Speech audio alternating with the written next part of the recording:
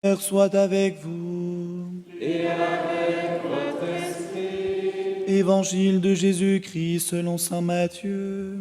Gloire à toi, Seigneur. En ce temps-là, Jésus disait à ses apôtres, « Sur votre route, proclamez que le royaume des cieux est tout proche. Guérissez les malades, ressuscitez les morts, purifiez les lépreux, expulsez les démons. Vous avez reçu gratuitement, donnez gratuitement. Ne vous procurez ni or, ni argent, ni monnaie de cuivre à mettre dans vos ceintures, ni sac pour la route, ni tunique de rechange, ni sandales, ni bâton. L'ouvrier, en effet, mérite sa nourriture. Dans chaque ville ou village où vous entrerez, informez-vous pour savoir qui est digne de vous accueillir et restez là jusqu'à votre départ. En entrant dans la maison, saluez ceux qui l'habitent. Si cette maison en est digne, que votre paix vienne sur elle. Si elle n'en est pas digne, que votre paix retourne vers vous. Si l'on ne vous accueille pas et si l'on n'écoute pas vos paroles, sortez de cette maison, de cette ville, et secouez la poussière de vos pieds. Amen, je vous le dis, au jour du jugement, le pays de Sodome et de Gomorrhe sera traité moins sévèrement que cette ville. Acclamons la parole de Dieu. Louange à toi, Seigneur Jésus.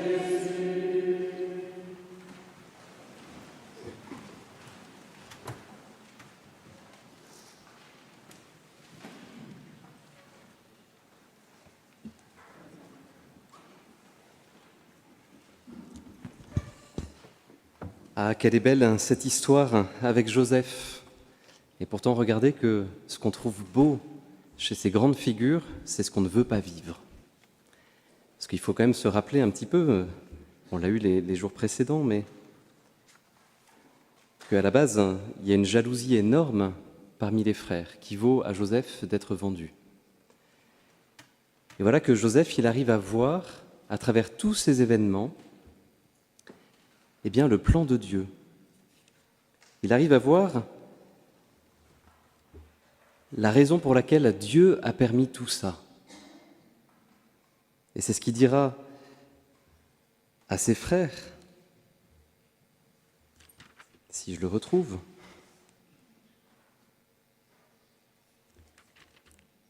C'était pour qu'il ne meure pas de faim. Vous irez relire, vous le retrouverez. Et vous voyez, il y a deux fins, deux types de faim. Il y a la faim du ventre, évidemment, mais il y a une faim beaucoup plus grande et qui correspond aussi avec ce règne de Dieu dont on a entendu dans l'Évangile parler.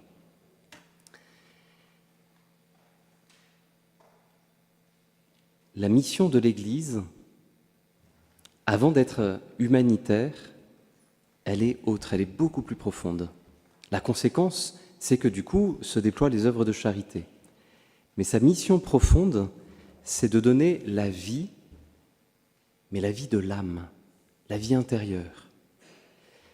Et vous voyez tous, peut-être qu'on est un petit peu comme Joseph, avec des événements qui ont peut-être été douloureux dans notre histoire, des événements qu'on ne comprend pas encore aujourd'hui. Peut-être qu'on est arrivé dans ce sanctuaire avec quelque chose de lourd à porter, tout simplement, et qu'on a envie de le déposer auprès de la Vierge Marie. Et regardez comment Joseph nous montre ce à quoi petit à petit le Seigneur nous appelle.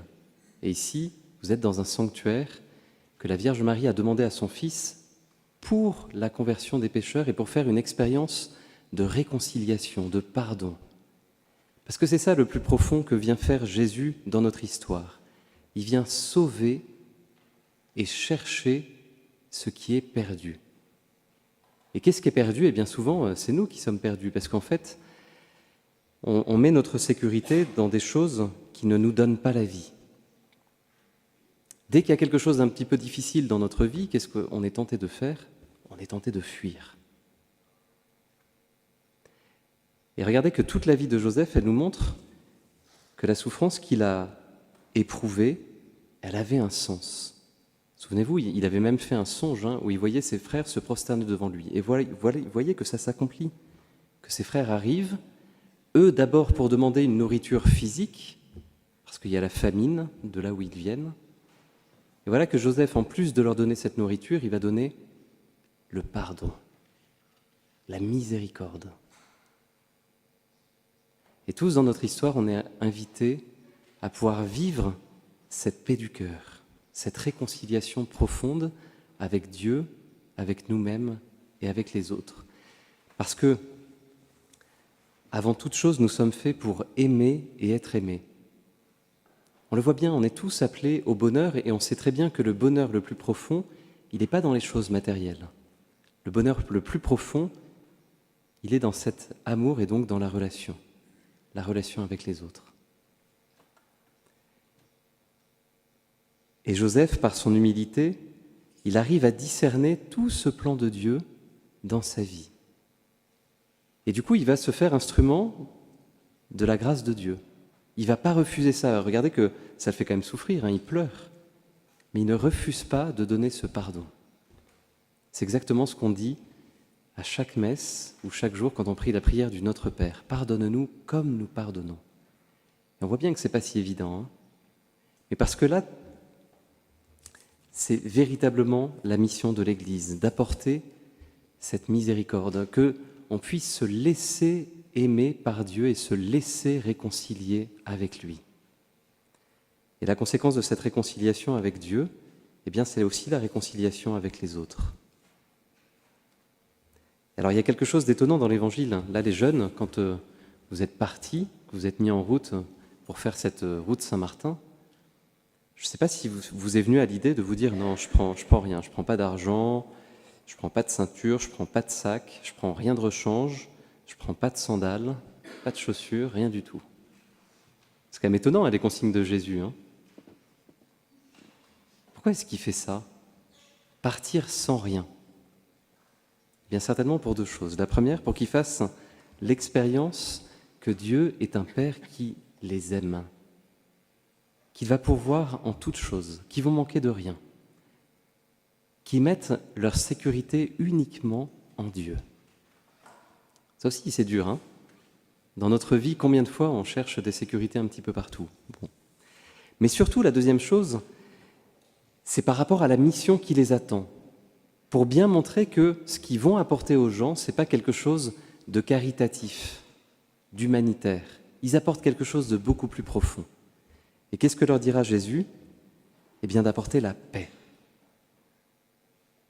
Et on le sait, ce n'est pas la manière du monde, c'est une autre paix qui est donnée de vivre ici.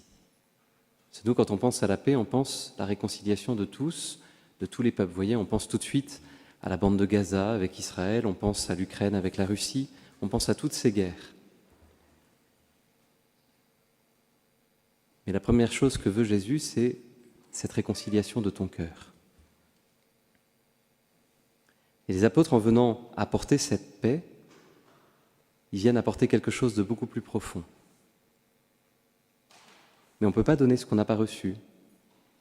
Et c'est ce que dit Jésus.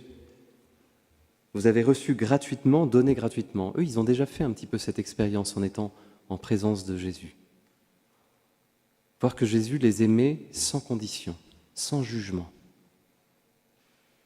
Et cette paix du cœur, elle peut transformer. Parce que quand vous avez quelqu'un qui, face à des épreuves, face à des événements de contradiction, face peut-être à la calomnie, au jugement, que sais-je, garde cette paix du cœur et continue de donner le pardon, continue d'aimer à temps et à contre-temps, eh bien là, on peut discerner la présence de Dieu. Et c'est exactement ce que Jésus veut. Il veut qu'en allant de maison en maison, il puisse apporter cette paix. Alors il les invite à un autre geste, c'est que si ils ne sont pas accueillis, vous voyez, si les personnes refusent de recevoir cette paix, il les invite à sortir de cette maison et secouer la poussière de leurs sandales. C'est étonnant ce geste. En fait, c'est un geste qu'on faisait quand on rentrait dans Jérusalem. On secouait la poussière de ses sandales pour que la terre païenne ne souille pas la terre sainte qu'était Jérusalem. Et donc, à travers ce geste, c'est comme s'ils disent, vous voyez, même la terre païenne, qui est extérieure à vous, elle est plus sainte que votre propre maison. Pourquoi? Pas pour les juger, pour les inviter à une véritable conversion, voir qu'ils ont besoin de recevoir eux aussi cette paix. Et nous tous qui sommes ici, eh bien, c'est la même chose. Si on est ici, c'est pas pour rien. Vous savez, on essaye de faire beaucoup de communication pour faire connaître le lot, et on se rend compte qu'en fait, la seule véritable communication, eh bien, c'est le témoignage que vous-même, vous pouvez apporter les uns aux autres. Et on voit bien que c'est la Vierge Marie qui nous appelle ici, les uns les autres. Même quand on ne le voit pas au début, on voit bien qu'il y a un appel qui est fait. Et pourquoi est-ce qu'on est ici? Eh bien, pour faire cette expérience de paix intérieure, cette expérience de miséricorde. Alors ce matin, demandons peut-être cette grâce de nous laisser aimer, de nous laisser visiter par le Seigneur, à travers notamment le sacrement de l'Eucharistie qu'on va recevoir dans un instant, et pouvoir à notre tour être apôtres de cette paix. L'ayant reçu, qu'on puisse repartir en témoignant de cette paix que le Seigneur veut que nous portions à ceux qui nous entourent. Un petit peu comme Joseph. Vous voyez, ne pas refuser, même dans l'épreuve, de donner cette grâce, de la même manière que le Seigneur ne refuse jamais de nous donner cette grâce du pardon. Prions les uns pour les autres, demandons vraiment au Seigneur, aujourd'hui, que cette parole s'accomplisse en nous. Amen.